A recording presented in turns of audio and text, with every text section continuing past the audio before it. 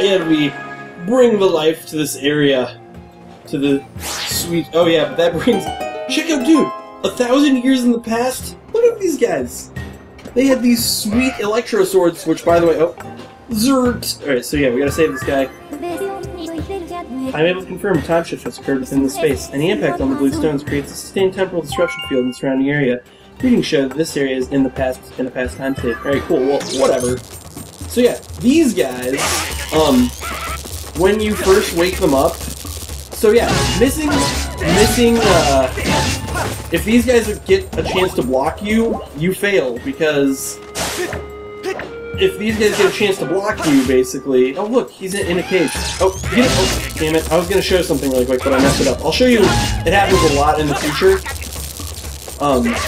So as you can see, these guys deal damage if they block you. So, it's, you know, the game's way of ramping up the difficulty. Alright, cool. But, what was I going to say? What? How did the guys being alive keep the bars up? Maybe he had, like, a sensor on him that kept the bars up. But yeah, keeping the guys alive. Like, can you move this on this track? Nope. I was gonna say something about... Oh yeah, when the guys first get up, before they get a chance to get their sword out, you can just beat the crap out of them. And it makes them easier to beat, so if you get the jump on them, they are thereby easier to defeat. If you hadn't come along, they would have sucked all the electricity out of me. Oh, look at that. Zerr. You have a beetle. It appears to be an older model of the Linear fabrication. Thanks for saving me. I'll upgrade that for you. Zoop. Give it here for a second. Fwing. I should, like, I guess I picture those sounds as, like, R2-D2 sounds, or they're just onomatopoeia of the sounds that you hear them making on their own. Alright, now we get the hook beetle. The big prince is able to pick up and carry things as well. You can also depress Z while carrying an object, looking down and drop your cargo bombs away. I've added a pincer modification so you can grab things. Berserk. Be careful. Okay, so yeah, this... Something, you know, I don't know how much other people appreciated all this bidness, but I really like all this bidness. Alright, check it out. So, we want to put that away. We want to take out the beetle. So here's how this works. I love this so much, and like I said earlier in the game, I totally got confused. And then you do this, and then you do this. You get a nice overhead view, and you can play some sky basketball. There should totally be, like, I'm sure there actually is probably some sort of minigame based off of doing this, and I just don't know where it is, or I forgot where it is. But yeah, I don't know. I thought this was a really cool addition to the game because you already have the scarab, and you're like, oh, the scarab was like a pretty basic item to have in a Zelda game. You know, when you're trying to think of cool upgrades that they could have done.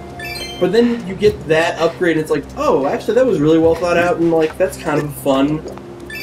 That's a fun and interesting new way to use an item that already exists, and that's something that I've always just really appreciated in Zelda games, is when they give you, like, a cool use for items that you're already used to being there in Zelda.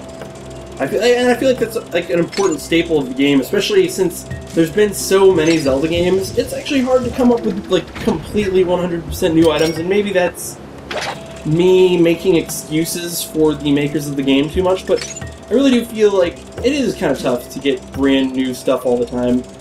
And one thing that really impressed me about like Twilight Princess, for example, was stuff like the fact that you could oh, actually, before I do that, I'll get that third one too. The fact that you could use the iron boots to magnetically grab, like, on, like, there were magnets. They were like, oh, metal boots.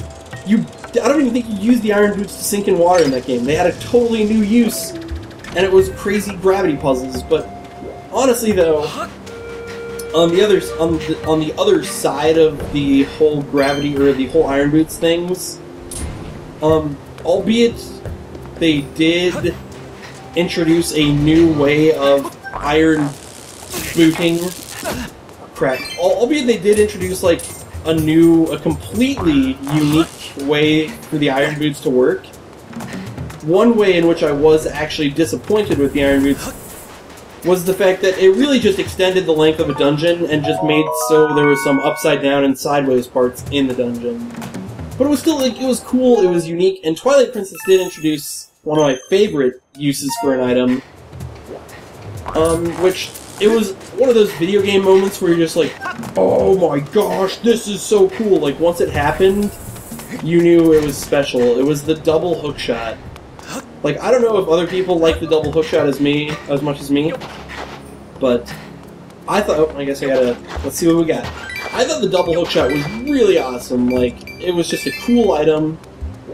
The use, obviously, is fairly limited, but it did, kind of introduce some new puzzles and some new ways to... Alright, we gotta kill this bird. This bird is gonna be the bane of me if I don't murder it. Let's see. Can I kill it with slingshot? I'm pretty sure I can. Alright. Hey, buddy. Oh, he's gonna drop rocks on me, though. Alright. For this, I gotta get from a better angle to do this. Alright. Hey, buddy. Oh, man. Bullet physics. There we go. Oh, does that not, like, take him down?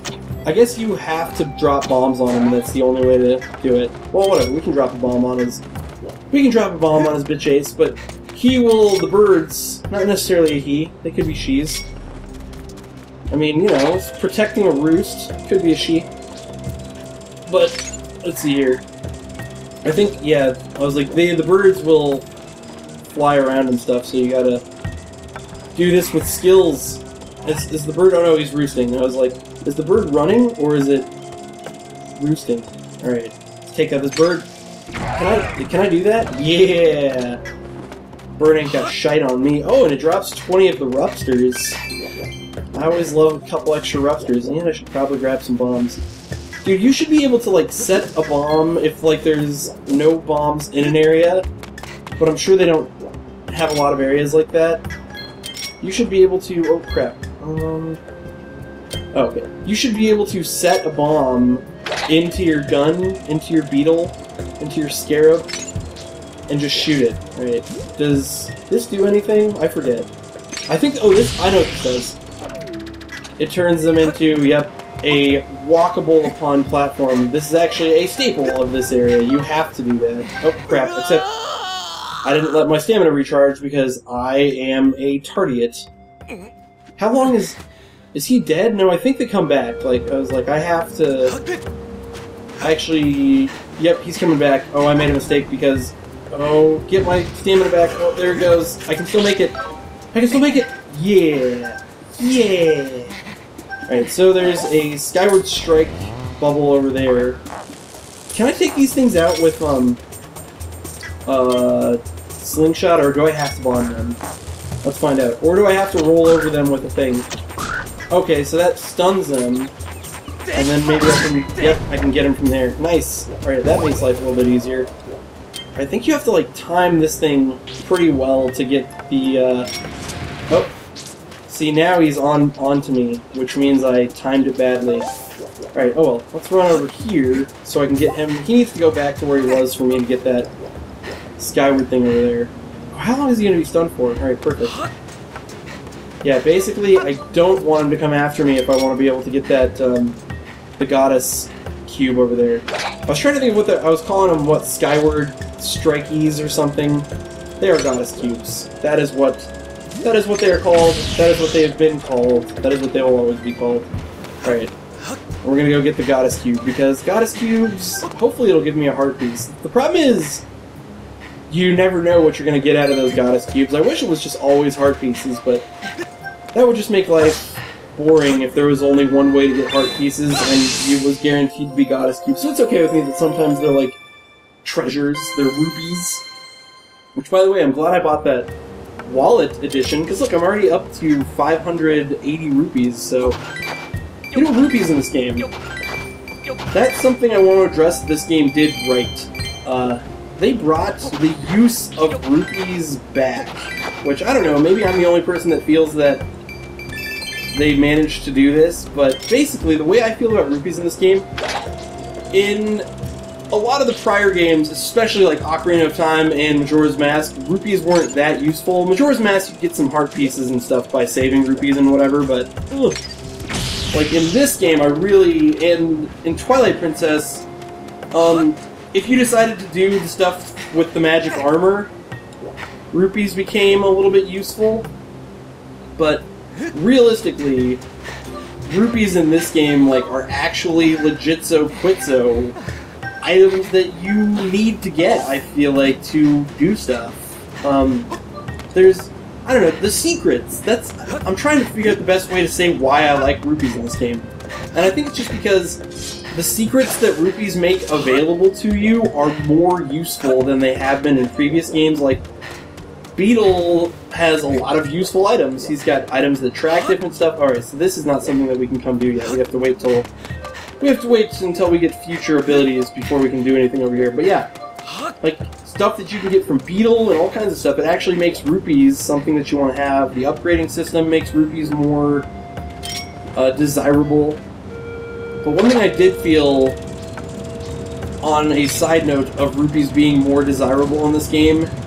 Oh, okay, I need to be down there before I start doing this, because that shell is gonna... Yep, it's gonna start doing that. So actually I'm just gonna save, and then I'll do this.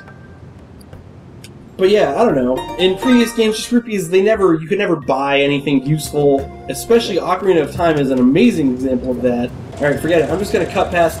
I had a couple... I snagged a couple of failures right there because I was talking about stuff and I was figuring something out about whether I actually needed the shell or not, so I just cut out the failures because I was like, I probably shouldn't leave those in because it's just a waste of time to show me messing up a bunch, so whatever. Oh, is this guy... No, him getting attracted to me is going to ruin everything. Oh, maybe I need to take that shell all the way down. No, I don't. This shell, though, I might actually need to surf it upon. Yeah, I actually do need to surf on this guy's shell, because it's not like the other one.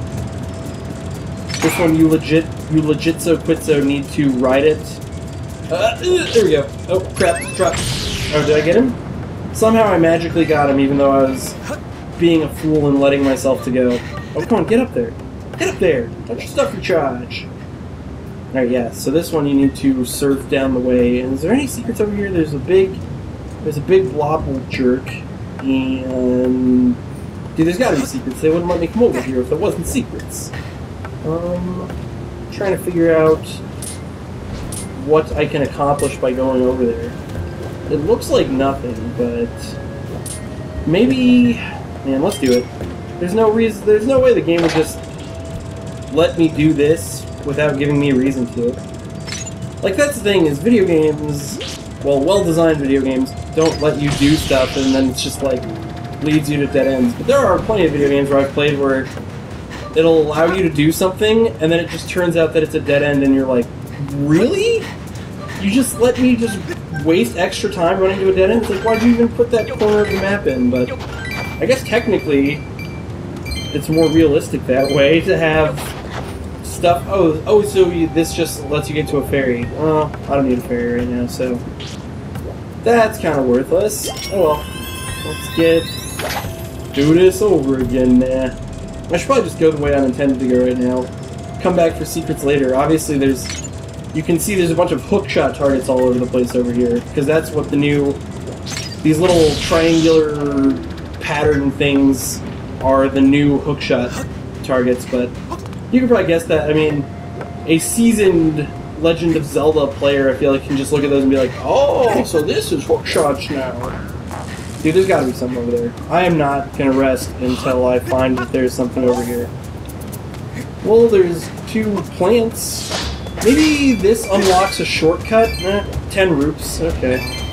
10 roops is okay, I guess, as a reward. You know what I'm not thinking about? I'm having trouble doing all these runs, but I can totally do this. Oh. Don't listen to me. No, you can do that, though. That is the way that makes these runs, I think, significantly easier, is to run a little bit, then let yourself get out of the sand, then run a little bit, then let yourself get out of the sand, and I think you will struggle a lot less with these runs. I think you'll have the runs a lot less if you do that. That's stupid. I'm being immature. What are the odds? Raktar's being immature. Ugh. Nope, alright, cool. And this is the Temple of Time. Well, wow, this area is like sweet. It's got all these time stones and stuff. But I feel like that's actually a good place for me to end this recording. So with that, this has been Raktar. Thank you for watching.